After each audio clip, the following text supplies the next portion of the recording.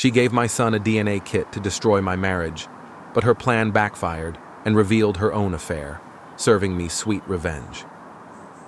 I met my husband James in our late 20s, and we soon fell in love. We married after 2 years of dating and have had a lovely and quiet life together ever since. We welcomed our gorgeous kid Nathan and felt like the ideal family. I felt nothing could separate us until Sarah, my sister-in-law, decided to poke her nose into our life. Sarah and I have never gotten along.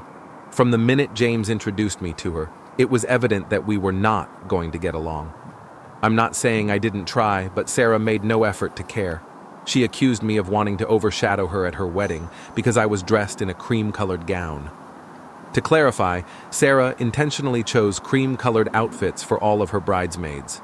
However, on her special day, it became about me stealing her spotlight.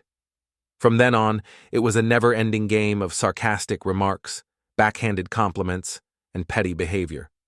If I wore a new dress, Sarah would say it's cute, but she liked it better when she saw it in the store last year. If Nathan accomplished something, she'd minimize it by comparing him to her own son, Tommy. Despite this, James and I always attempted to ignore Sarah's petty behavior. We wanted Nathan and Tommy to grow up as close as siblings. Things, however, took a nasty turn this past Christmas when Sarah decided to create havoc in an unexpected way. For Christmas, she gave Nathan one of those popular DNA test kits. At first, I didn't think much about it. Nathan has always been interested in science and enjoyed knowing about his family history. Nonetheless, it was not a typical present for a child. That night, James approached me privately. He told me Sarah had made some weird, almost cryptic comments to him, such as, "It's about time you got some answers, and the truth always comes out." It didn't take long for me to put the pieces together. Nathan has green eyes, whereas James and I have brown ones. Of course, anyone with a basic understanding of genetics is aware that recessive features, such as green eyes, can pass down through generations. But Sarah had been making subtle, passive-aggressive statements for years, implying that James might not be Nathan's. I was infuriated. Not only was she awful to us, but she was also involving my son. We agreed to allow Nathan to take the test if he wanted to, knowing that the findings would confirm what we already knew. Nathan is our son, and the test would reveal nothing more. Nathan was enthusiastic about the science underlying the DNA test.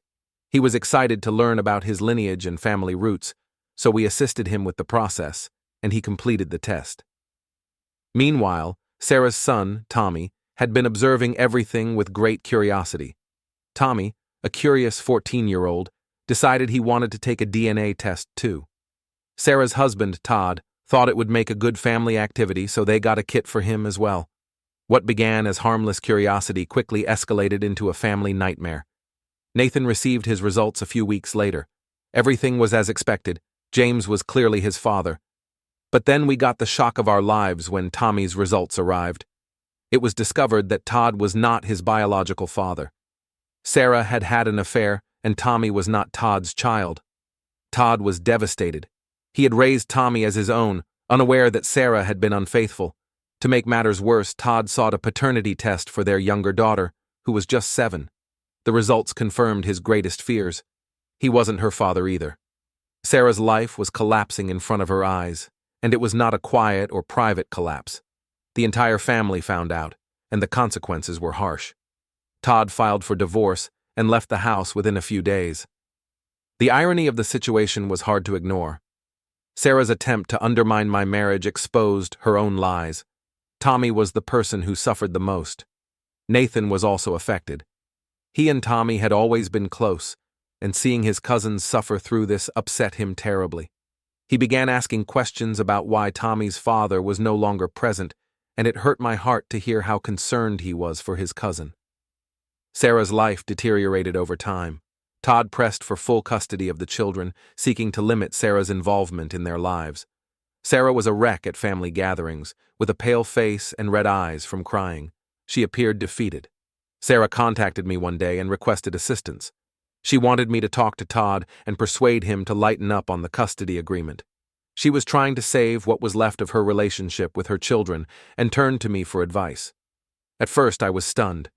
How could she have the arrogance to ask for my help after everything she had done to destroy my marriage and cause havoc at every opportunity? At first, I ignored her calls and refused to answer her. But as the days passed, I found myself wondering about Tommy. He was the real victim in all of this. Despite the fact that none of it was his fault, he bore the brunt of the pain. James, of course, warned me to keep out of it. He was confident Sarah had made her bed and would now have to lie in it. Part of me wondered whether I could help the youngsters involved find some serenity.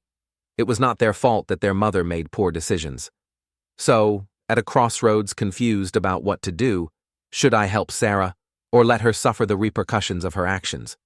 What would you do in my position? Update 1. I wanted to provide an update on what has occurred since my previous post, and I hope it sheds some light on the complex situation we are dealing with. Sarah continues phoning me, and it's becoming exhausting. I expected her to cool down or back off soon, but she hasn't. She's relentless. On one especially horrible day, she called me 3 times in a row, leaving lengthy, sobbing voicemails. I could hear the despair in her voice, but I couldn't feel much pity. At one point, my husband, James, became so frustrated that he couldn't take it anymore. He called her himself. James rarely loses his temper, so when he called, I knew things had gotten out of hand. From across the room, I could hear his voice as he snapped, telling her he was tired of her insulting me and manipulating our family. After that chat, things became worse. Sarah's tone changed again. She began sending me multiple text messages, alternating between pleading for my assistance and accusing me of attempting to ruin her life. She was pleading for my help, telling me how much she wanted me to talk to Todd and repair things. The next thing I knew, she was calling me manipulative, alleging I was jealous of her and her family, and intended to destroy her marriage. Throughout all this, my main focus has been the children. They are innocent in all of this, but they are suffering the most. I can't stop thinking about Tommy and Nathan. Tommy's real father's identity must have been traumatic to him, and it's evident he's having difficulty processing it. It's difficult for me to see him suffer through this without being able to help. Nathan, on the other hand, isn't sure what's going on, but feels something isn't right. We have explained it to him, but he is still too young to understand anything. We had a family gathering a few days ago, and Nathan wanted to play with Tommy like he did before. They used to be quite close, inseparable actually. However, when Tommy arrived, he was distant, quiet, and scarcely engaged with Nathan. Nathan wanted to play with him, but I had to make excuses, explaining that Tommy was weary. Meanwhile, Sarah continues to write me these long theatrical notes. She messaged me yesterday, stating she felt betrayed by our family. I don't see how someone who is unfaithful might feel betrayed, yet she still appears unable to accept responsibility for her actions. It's always someone else's fault. Mine, James's, Todd's, and never hers. James believes we should step in and assist Tommy, especially because he and Nathan are so close. However, he is also concerned about the ramifications of being too involved in Sarah's situation. We've been trying to strike a delicate balance between supporting the children and maintaining our personal tranquility, but it's been more difficult than we expected. Todd has begun to contact James, further complicating the situation.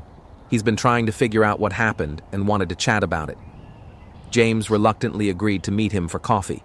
When he returned, he appeared more conflicted than ever. Todd is naturally devastated. He told James that he feels like his entire life has been a lie, and he is now trying to figure out how to co-parent with Sarah after everything that has occurred. Talking with Todd simply made James feel more torn. Todd is a kind man who is only trying to do his best for his children, despite his awful situation. After hearing Todd's point of view, James feels even more divided about how to proceed. He wants to help, but we both know that getting too involved will drag us deeper into Sarah's chaos. It's difficult to determine what the appropriate decision is. Every time I see Tommy, I have an intense desire to help him.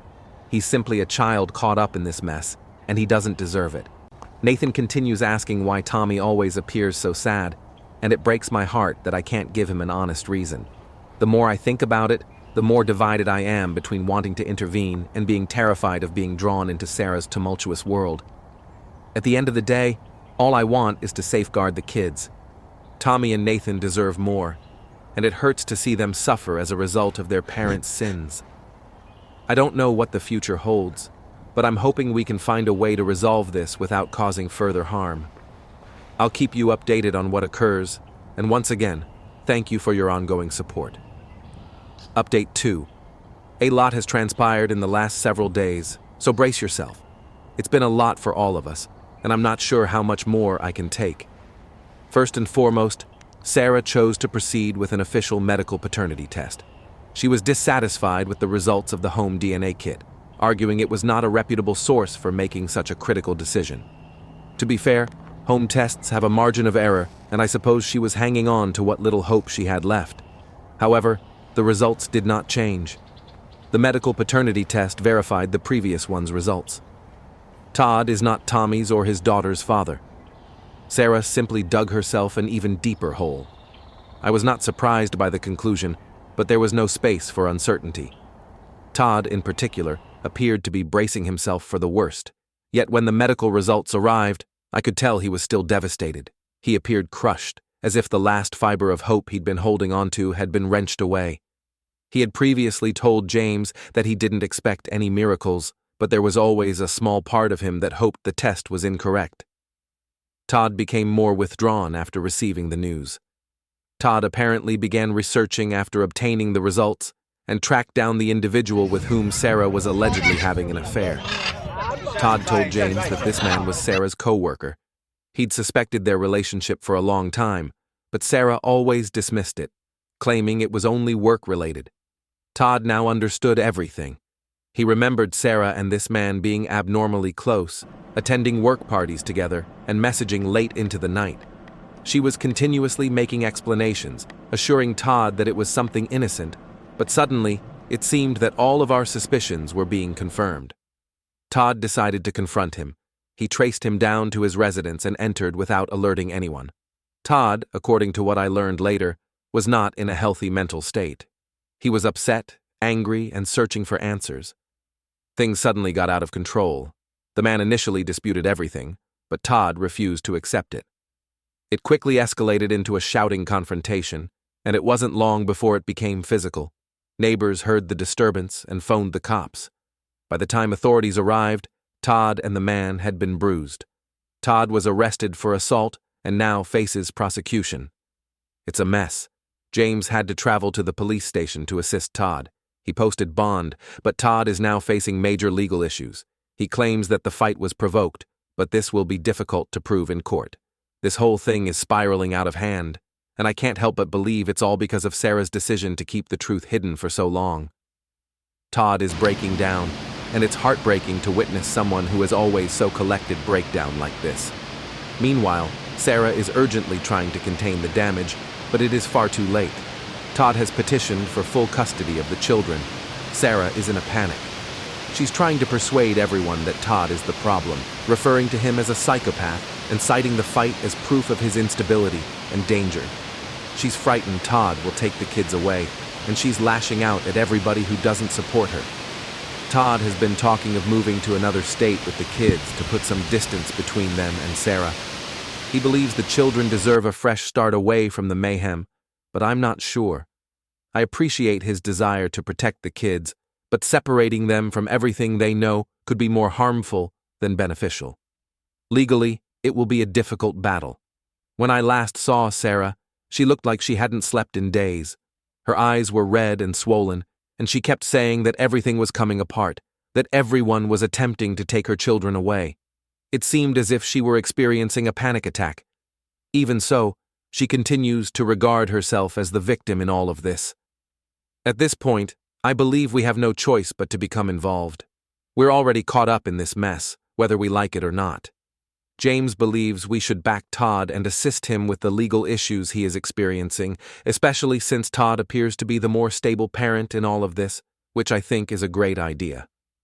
I'll keep you posted as things progress, but for the time being, we're simply holding on and hoping for a resolution that doesn't absolutely wreck these children's lives. Update 3. I have a lot to say regarding all that has transpired since my last post. First, let's discuss Todd and the man Sarah had an affair with. You already know how Todd was detained after the confrontation became physical. Initially, we believed Todd might face significant assault charges, but the man opted not to press charges. Todd told us that this man wants to disassociate himself from the entire affair. He undoubtedly realized that getting involved may make matters worse for him, both personally and professionally. Although this individual admitted to the affair when the police arrived, he has since severed relations with both Todd and Sarah. In some ways, that chapter of the story has come to an end, which I believe is for the best. Todd does not need to continue battling with someone who clearly has no regard for the consequences of his actions. Many people have questioned me about Tommy's sister and why I haven't said more about her. She's like Nathan, she's been informed about what's going on, but doesn't completely comprehend it. Outwardly, she does not appear to be as impacted. Deep down, I believe she is mourning in her own way, but she has not voiced it as much as Tommy has. Tommy is older and more mature, so he understands what's going on, and it appears to be hitting him harder. That's why I him, even though both children are plainly victims of their mother's behavior. James and I are here to support both of them, regardless of who their parents are. Tommy's situation has deteriorated significantly. Some students at his school have started bullying him, which has resulted in fights. It doesn't help that Sarah is flooding his mind with beliefs that everything is his father's fault. Tommy knows his mother cheated on Todd and that Todd is not his real father. Despite this, Sarah has told him she did it because Todd was mean to her. This demonstrates that she would sooner ruin and divide her family than fight for it. That is, in my opinion, an awful thing to say. Todd, thus far, has fought for his children. All he wants is to get away from Sarah, which anyone can understand, given how manipulative, devious, and unfaithful she is. I don't understand how the person who caused so much pain and turmoil can portray herself as a victim while continuing to damage the lives of others, but I suppose it's in her nature. She did what she did because she is a horrible person who would continue to act this way to the end, hoping to gain something from it all to make herself feel better. This is yet another reason why James and I believe a child should not grow up with an unfaithful parent. It is the worst possible model and influence for proper upbringing. We hope Todd gets complete custody, because if Tommy continues to be affected by his mother, things will not go well for him. His younger sister will suffer considerably more because she is still young and does not completely comprehend what is going on. Over time, Sarah is likely to manipulate her and turn her against Todd. There's also a potential she'll end up acting like Sarah, believing her actions weren't that horrible and blaming others. At this time, both James and I are completely on Todd's side, and the children's as well. First, Todd truly wants to be a good father to them, but we also believe that neither Sarah nor the biological father is what the children need. Their best hope right now is with Todd, and we'll help all three of them in any way we can. Even the whole of James's family, including my in-laws, is on Todd's side. Sarah and his parents are not pleased with what she has done. For example, the other day, we chose not to attend a family gathering. On the one hand, we had another commitment, but we also wanted to escape the turmoil surrounding Sarah, and it was hard to watch Nathan go through everything Tommy is going through. At the occasion, Sarah began with her customary monologue, attempting to portray Todd as the story's villain. But my father-in-law intervened and told her to stop, because she was only inflicting more harm and sorrow on everyone. He pointed at Tommy, who was sitting across the room, and asked, "Don't you understand the consequences of your mistakes? Don't you see how you're still hurting everyone, your children, and we do not deserve this? Accept your mistakes and behave maturely." My mother-in-law then went on to say that she had not raised her to act this way and hoped her granddaughter would not follow in her footsteps. Sarah threatened to leave the event with the children, but no one in the family supported her decision. My father-in-law said she could leave if she wished, but the grandchildren would stay. He told her that both kids needed to stay away from the commotion she had started and was still causing around her, and that he would bring them back later. Sarah left, and the children stayed to play. Later, my father-in-law called Todd to invite him to spend the day with them, and he didn't hesitate. My father-in-law reported the kids seemed considerably better, but it wasn't a miracle cure. Still, being separated from their mother is the greatest thing for them right now because her poison is hurting them, something no one in the family wants, except, obviously, Sarah. Sarah doesn't appear to care about her children, only about how she is seen and not losing anything. A true mother would not use these games to harm her children. Instead, she would endeavor to protect them from everything. However, a mother would not have cheated on her spouse. Still, here we are. Update 4. With the newest developments involving my sister-in-law and her children, better times are on the horizon for this family. To begin, my sister-in-law discovered Todd had been invited to my in-laws' house after she had departed, and she was not pleased.